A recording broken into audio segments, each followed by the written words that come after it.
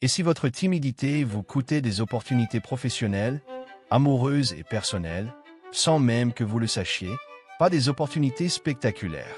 Non, des choses simples, une promotion qui vous passe sous le nez parce que vous n'avez rien dit en réunion. Une relation qui n'a jamais commencé parce que vous avez trop réfléchi. Un contact utile que vous n'avez jamais relancé. Aujourd'hui, on ne va pas tourner autour du sujet. Pas de discours flou, pas de soyez vous-même et tout ira bien. Nous allons parler de méthodes concrètes, applicables dès demain, même si vous êtes réservé depuis toujours. Prenons un exemple simple. Deux collègues ont le même niveau, même diplôme, même ancienneté. L'un ose poser une question maladroite en réunion. L'autre se tait, de peur de paraître bête. 6 mois plus tard, lequel est identifié comme impliqué? La timidité ne fait pas de bruit, mais elle facture cher. Dale Carnegie l'expliquait déjà, la majorité des opportunités viennent de notre capacité à entrer en relation, pas de notre compétence brute. Et Suzanne Cain, d'Anquiet, montre que le problème n'est pas d'être introverti, mais de ne pas savoir agir malgré l'inconfort. C'est exactement là que nous allons travailler. Dans cette vidéo, nous allons vous donner 3 outils précis pour reprendre l'avantage sans vous forcer à devenir quelqu'un d'autre. Des outils testés, simples et surtout réalistes quand on n'aime pas se mettre en avant. Juste avant de continuer, pensez à liker cette vidéo si le sujet vous parle, à commenter si vous vous reconnaissez dans ces situations et à vous abonner. C'est ce qui nous permet de continuer à produire ce contenu sans filtre. Et restez bien jusqu'à la fin. La dernière méthode, en particulier, est celle que nous aurions aimé connaître beaucoup plus tôt et elle change complètement la façon dont on vit la timidité. Le problème, quand on parle de timidité, c'est que les approches classiques partent dans la mauvaise direction dès le départ. On nous explique comment vaincre la timidité, comment la soigner, comme si c'était une maladie. Résultat, on se bat contre soi-même et on perd. Nous allons être clairs dès maintenant, la timidité n'est pas une maladie à guérir. C'est un schéma mental, un mode de fonctionnement appris, répété, renforcé avec le temps. Et tant qu'on la traite comme un défaut profond de personnalité, on reste coincé. Le vrai problème, ce n'est pas la timidité. Le vrai problème, c'est l'étiquette. Quand on se dit « je suis timide », on ne décrit pas un comportement ponctuel. On se définit. Et cette définition devient une prophétie autoréalisatrice. À chaque situation sociale, notre cerveau cherche à confirmer cette identité. Je suis timide, donc je vais me taire. Je suis timide, donc je ne vais pas oser. Je suis timide, donc ce n'est pas pour moi. À ce stade, on ne choisit plus. On exécute un script. Ce que nous devons faire, c'est remplacer cette étiquette rigide par une description factuelle et mobile. Pas « je suis timide », mais « je suis une personne qui agit parfois avec prudence sociale ». La différence est énorme. Dans le premier cas, on parle de ce que nous sommes. Dans le second, on parle de ce que nous faisons parfois. Et ce parfois change tout. Albert Bandura, le psychologue à l'origine du concept d'auto-efficacité, explique très clairement une chose. Ce ne sont pas nos traits supposés qui déterminent nos actions, mais ce que nous croyons possible pour nous dans une situation donnée. Autrement dit, si nous croyons que ce n'est pas dans notre nature, nous n'agissons même pas. Si nous croyons que c'est une compétence ajustable, nous essayons. Maintenant, allons plus loin avec un principe fondamental. Principe pragmatique numéro 1. La timidité est une stratégie, mais une stratégie inadaptée. La timidité n'est pas apparue par hasard. À l'origine, elle avait une fonction, nous protéger, éviter le rejet, éviter le jugement, éviter l'humiliation. Dans certains contextes, surtout plus jeunes ou dans des environnements hostiles, cette stratégie pouvait être utile. Se faire discret, observer avant d'agir, limiter les risques. Le problème, c'est que le cerveau adore recycler les vieilles solutions, même quand elles ne sont plus adaptées. Aujourd'hui, cette même stratégie nous bloque. Elle nous empêche de prendre la parole en réunion, même quand on a une idée claire. Elle nous empêche d'aborder quelqu'un, même quand l'enjeu est faible. Elle nous fait suranalyser des interactions banales, comme si chaque mot pouvait tout faire basculer. Prenons un exemple très concret. Nous sommes dans une réunion. Une idée nous vient. Elle est pertinente. On le sait. Mais au lieu de parler, une voix interne démarre. Et si c'était bête? Et si on nous coupait la parole? Et si on paraissait ridicule? La timidité a fait son travail, réduire le risque perçu. Mais le coût est énorme. Frustration, invisibilité, regret. Alain de Botton explique dans ses ouvrages que la peur du jugement social est l'un des moteurs les plus puissants de nos comportements modernes. Nous ne cherchons pas tant à réussir qu'à ne pas perdre l'estime des autres. La timidité est exactement ça, une tentative excessive de préserver cette estime au prix de notre expression. Maintenant, faisons un exercice immédiat. Pas plus tard. Maintenant. Prenons 10 secondes. Identifions une seule situation récente où la timidité a été un frein. Une discussion évitée. Une question non posée. Une opportunité laissée passer. Pas besoin d'analyser. Juste constater. Voilà. C'est suffisant. Pourquoi cet exercice est crucial? Parce qu'il transforme la timidité d'un concept flou en un comportement observable. Et ce qui est observable est modifiable. Si ce contenu te parle, pense à liker, à laisser un commentaire avec la situation que tu as identifiée et à t'abonner. C'est comme ça que la chaîne continue à proposer du contenu concret, sans blabla inutile. Maintenant que nous avons identifié le vrai problème, passons à l'action. On va être très clair, on ne règle pas une anxiété sociale en se jetant dans le grand bain. Ceux qui essaient finissent soit paralysés, soit découragés. Le principe ici est simple, on n'affronte pas l'océan d'un coup, mais vague par vague. Et chaque vague est volontairement petite. Avant d'aller plus loin, si ce que nous disons te parle, pense à liker la vidéo, à commenter ce que tu vis toi aussi, et à t'abonner. Ce genre de méthode ne sert à rien si elle reste théorique. Étape 1. Cartographier ces situations sociales. Première étape, et elle est non négociable, écrire. Pas réfléchir dans sa tête. Écrire. Nous prenons une feuille et nous listons 5 situations sociales, classées de la moins anxiogène à la plus anxiogène. Pas celles qui devraient nous faire peur. Celles qui nous font réellement peur. Exemple très concret. Dire bonjour au boulanger en le regardant dans les yeux. Demander un renseignement simple dans une boutique. Engager une phrase courte avec un collègue. Donner son avis dans un petit groupe. Prendre la parole en réunion ou devant plusieurs personnes. Cette hiérarchie est essentielle parce qu'elle nous empêche de faire l'erreur classique. Attaquer directement le niveau 5 alors que le niveau 1 n'est même pas maîtrisé.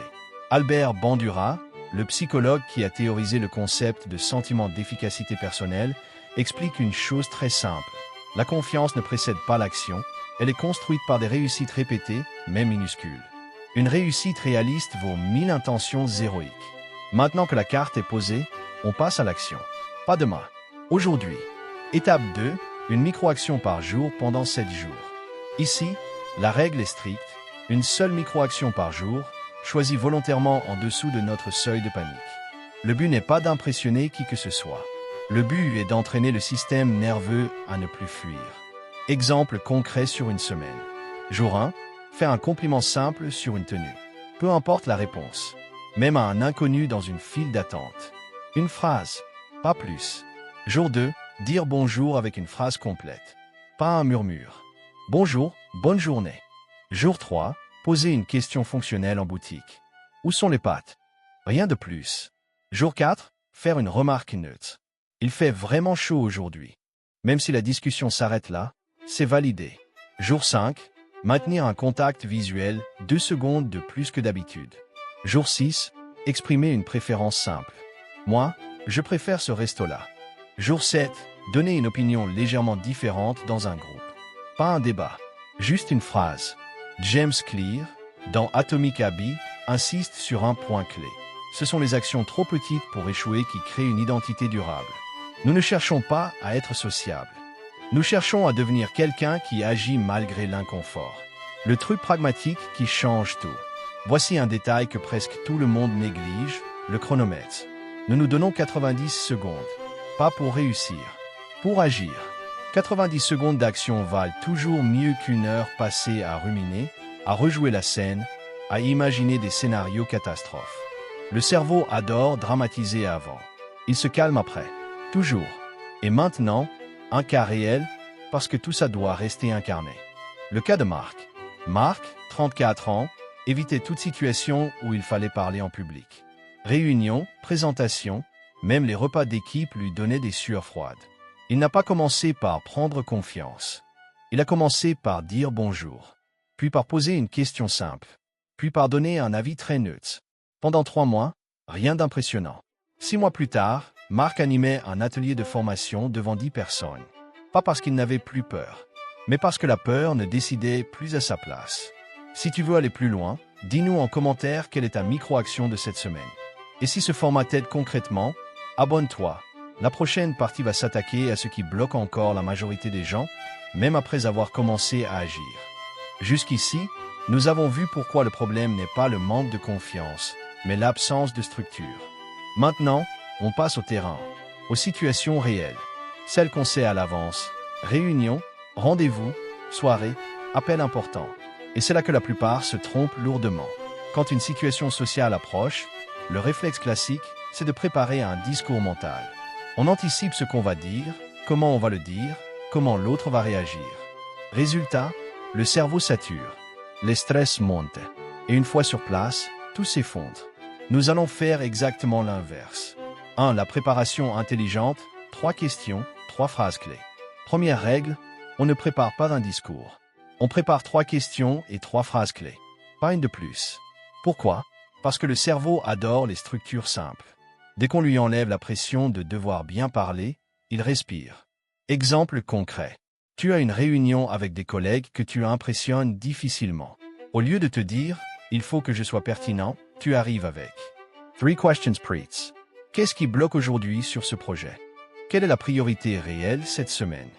Si on devait simplifier, on garderait quoi? 3 phrases clés. Ce que je vois, c'est le point critique, selon moi. Si on veut avancer vite, il faut. C'est tout. Tu n'as rien à inventer sur le moment. Tu déclenches l'échange, tu cadres, tu rebondis. Et surtout, ton attention n'est plus sur toi, mais sur la situation. Dale Carnegie expliquait déjà dans Comment se faire des amis que les gens apprécient davantage celui qui pose de bonnes questions que celui qui parle bien. Pas besoin de briller. Il faut t'orienter. Même logique pour un rendez-vous ou une soirée. 3 questions ouvertes suffisent largement. Comment tu en es arrivé là? Qu'est-ce qui t'occupe le plus en ce moment? C'est quoi la suite pour toi? Nous ne cherchons pas à impressionner. Nous cherchons à faire fonctionner l'interaction. Si ce genre de technique concrète t'aide, pense à aimer la vidéo, à commenter et à t'abonner. La suite va encore plus loin dans le pratique. 2. La ritualisation, le corps avant le mental. Deuxième pilier, la ritualisation. Avant d'entrer dans une situation sociale, on ne se parle pas dans la tête. On agit sur le corps. Toujours le même rituel. Toujours. Exemple simple et efficace. 3 respirations ventrales lentes. Une posture stable, épaules ouvertes, regard droit. 60 secondes. Pas plus. Pourquoi ça marche? Parce que le corps envoie un signal au cerveau, je suis en contrôle. Amy Cuddy a montré dans ses travaux sur la posture que le corps influence directement notre état interne, même sans y croire consciemment. Ce n'est pas de la pensée positive, c'est de la physiologie. Nous n'essayons pas de nous sentir confiants. Nous nous plaçons dans une configuration fonctionnelle. Exemple réel. Avant un entretien, au lieu de répéter ton pitch dans ta tête, tu fais ton rituel dans les toilettes ou dans ta voiture. Résultat, le rythme cardiaque baisse, la voix se stabilise, les gestes deviennent plus posés. Ce rituel devient un interrupteur. Situation sociale égale rituel égale état stable. Pas d'improvisation, pas de débat intérieur. 3. Le focus externe, sortir du monologue intérieur. Troisième levier, souvent ignoré, le focus externe. Pendant l'interaction, nous nous concentrons volontairement sur un seul détail de l'autre. La couleur des yeux, une bague, une montre, une manière de parler. Pourquoi? Parce que l'anxiété sociale est un excès d'auto-observation. Qu'est-ce qu'il pense de moi? Est-ce que je parle trop? Pas assez. Dès que nous fixons un point externe, ce monologue s'interrompt. Exemple très concret. Tu parles à quelqu'un et tu sens la tension monter.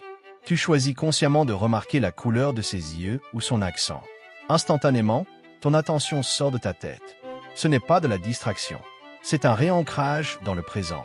Et plus tu es présent, plus tu es fluide. Rappel essentiel. Nous terminons par un point clé. L'objectif n'est pas de devenir extraverti. L'objectif n'est pas de changer de personnalité.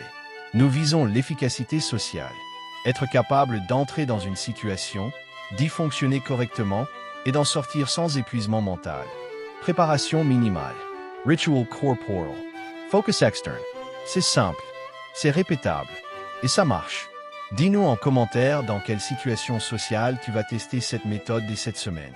Et abonne-toi, parce que la prochaine partie va traiter de ce qui sabote tout. même quand on applique les bonnes techniques. À ce stade, il faut qu'on mette le doigt sur un piège extrêmement courant et pourtant rarement nommé clairement. Un piège qui bloque des gens intelligents, lucides, compétents.